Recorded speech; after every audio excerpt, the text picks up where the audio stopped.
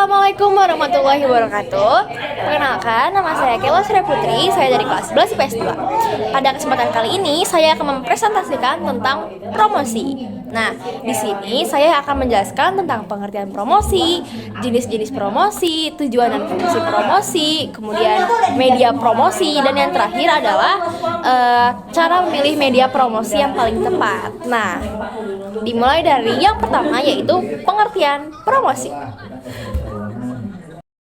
Jadi apa sih promosi itu? Jadi promosi adalah suatu upaya atau cara untuk memberitahukan atau menawarkan suatu produk atau jasa kepada para konsumen yang tujuannya tuh untuk biar konsumen tuh membeli dan mengkonsumsinya nih teman-teman. Nah, dengan adanya promosi diharapkan produsen dan distributor itu mengalami keuntungan. Nah, yang kedua adalah tujuan dan fungsi dari promosi. Yang pertama adalah tujuan promosi. Nah, secara umum promosi itu tujuannya adalah untuk menarik perhatian atau membujuk serta mempengaruhi konsumen untuk membeli suatu produk yang dijual oleh produsen. Nah, promosi itu merupakan salah satu kegiatan yang sangat penting dalam pemasaran atau marketing dalam sebuah perusahaan. Nah, sekarang aku bakal ngejelasin tentang fungsi dari promosi. Nih, fungsi promosi itu ada 6. Yang pertama, menginformasikan produk. Yang kedua, customer loyalty. Yang ketiga, sarana komunikasi. Yang keempat adalah sebagai bentuk pertahanan dari kompetitor. Kemudian yang kelima adalah trial and repeat buying. Dan yang terakhir atau yang keenam adalah meningkatkan brand awareness.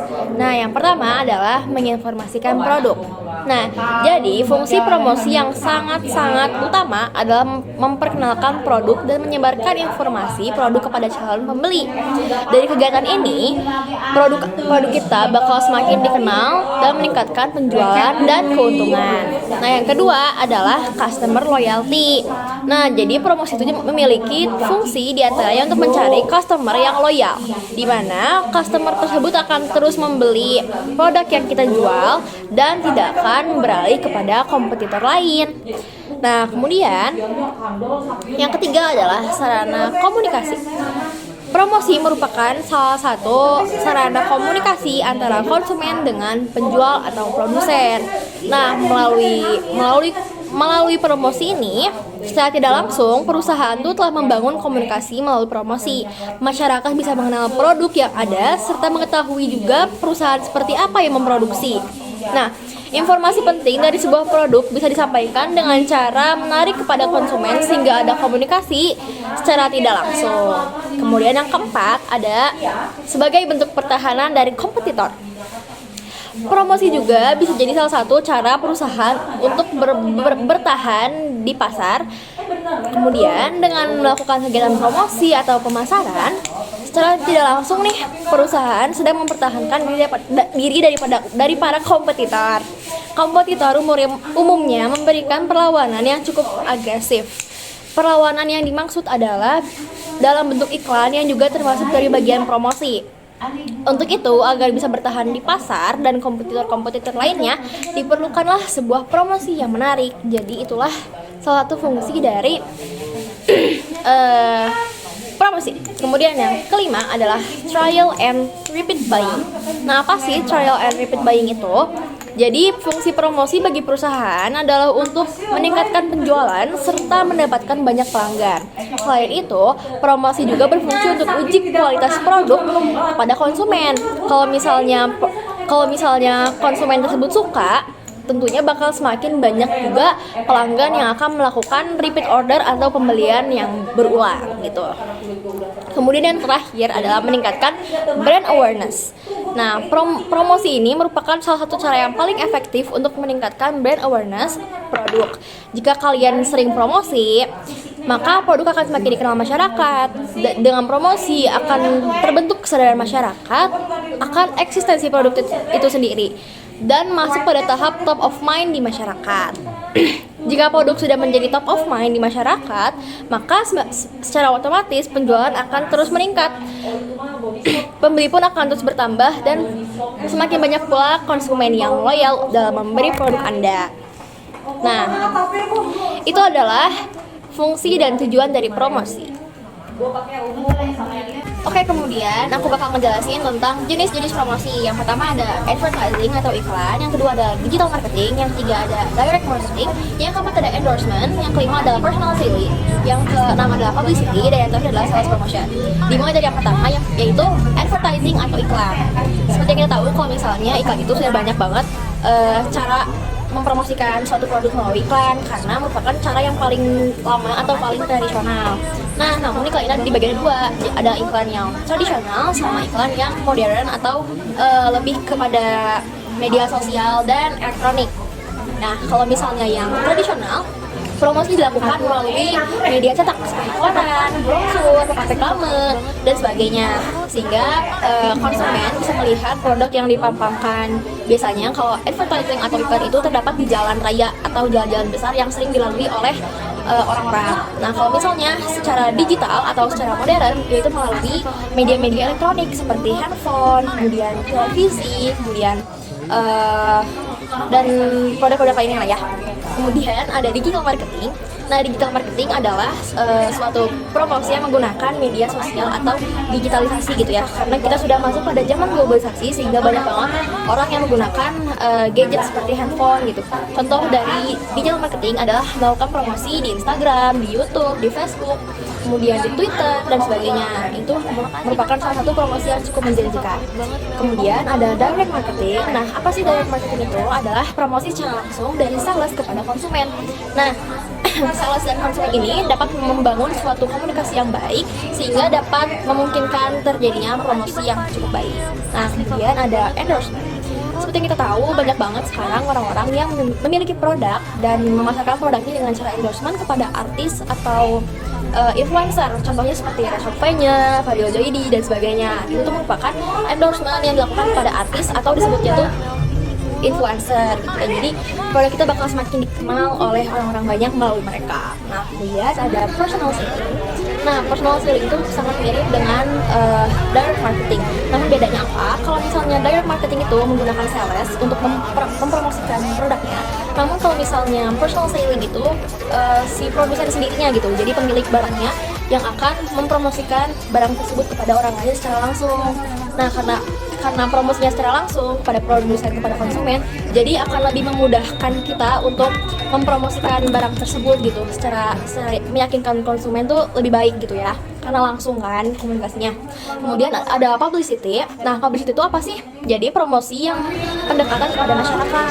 Strategi ini tuh dilakukan dengan berbagai cara. Contohnya melakukan job offers, publisitas produk, bimbingan atau demo kepada masyarakat dan sebagainya. Kemudian yang terakhir adalah sales promotion. Nah, apa sih sales promotion itu? Umumnya promosi itu cenderung membuat pelanggan berada di posisi di mana mereka perlu mengambil tindakan segera. Ini termasuk hadiah penjualan, barang gratis, barang integral, dan promosi lainnya yang cenderung menarik minat pelanggan. Nah, itu adalah 7 contoh jenis-jenis promosi yang bisa dilakukan oleh kita sebagai produsen. Nah, kemudian aku bakal ngejelasin tentang media promosi. Nah, media promosi ini dibagi menjadi dua, yaitu promosi offline dengan promosi online.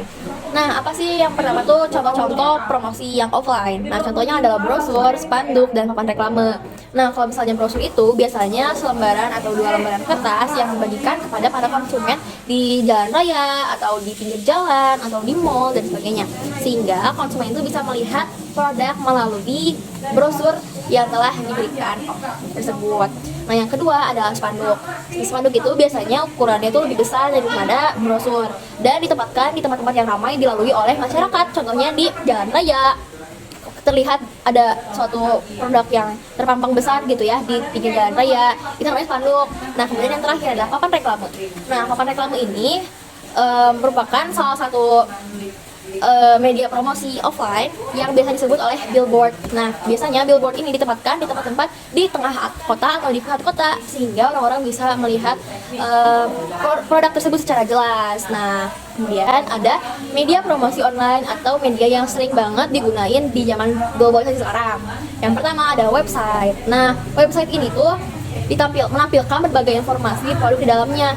website perlu dioptimalkan dengan memanfaatkan search engine optimizing atau SEO atau search engine marketing (SEM). Nah, untuk meningkatkan traffic dari website. Nah, kalau misalnya menggunakan website itu harus pintar-pintar dalam mengelola websitenya.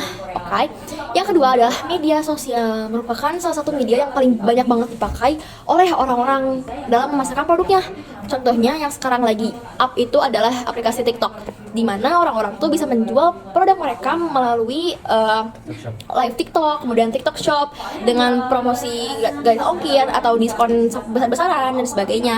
Nah, kemudian ada juga Instagram, Facebook, kemudian Twitter. Nah, kemudian yang terakhir adalah influencer marketing. Nah, seperti yang aku udah jelasin sebelumnya, influencer marketing adalah salah satu marketing yang kita gunakan melalui pihak ketiga, yaitu pihak dari artis atau orang-orang terkenal gitu ya. Seperti yang sudah aku jelasin tadi ya, contohnya adalah Raffi Ahmad, kemudian Rachel V-nya, kemudian Inara Rusli mungkin yang sekarang sedang viral karena kasusnya. Jadi orang-orang tuh memanfaatkan media promosi tersebut kepada orang-orang yang sedang terkenal agar produknya tuh makin dikenal. Jadi itu merupakan salah satu strategi dan media promosi.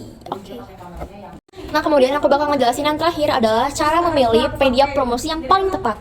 Nah, jadi di sini ada 4 tata cara. Yang pertama adalah sesuaikan budget, yang kedua adalah ketahui segmentasi pasar, yang ketiga adalah pemilihan media produk promosi, kemudian yang keempat adalah membuat materi iklan. Nah, yang pertama aku bakal jelasin yaitu sesuaikan dengan budget. Nah, dalam memilih media promosi itu harus tentunya sangat perlu untuk memastikan berapa budget yang kita punya. Kalau misalnya kita punya budget yang lebih, kita bisa menggunakan billboard atau menggunakan poster-poster besar yang terpampang di jalan raya. Nah, karena apa? Karena itu menggunakan uang yang cukup banyak gitu ya dalam media promosi tersebut. Nah, kalau misalnya kita memiliki budget yang sedikit, kita bisa menggunakan poster atau menggunakan brosur yang bisa dibagikan kepada masyarakat banyak gitu ya. Karena relatif harganya lebih murah. Jadi kita harus mengetahui dulu berapa sih budget yang kita punya untuk melakukan sebuah promosi. Nah, kemudian adalah yang kedua, mengetahui segmentasi pasar. Nah, jadi setiap media promosi itu memiliki segmentasi pasarnya tersendiri. Misalnya media televisi, ada stasiun televisi swasta yang segmentasinya ibu-ibu rumah tangga, kemudian ada yang membidik kalangan milenial, dan juga ada yang menargetkan kalangan eksekutif dan sebagainya.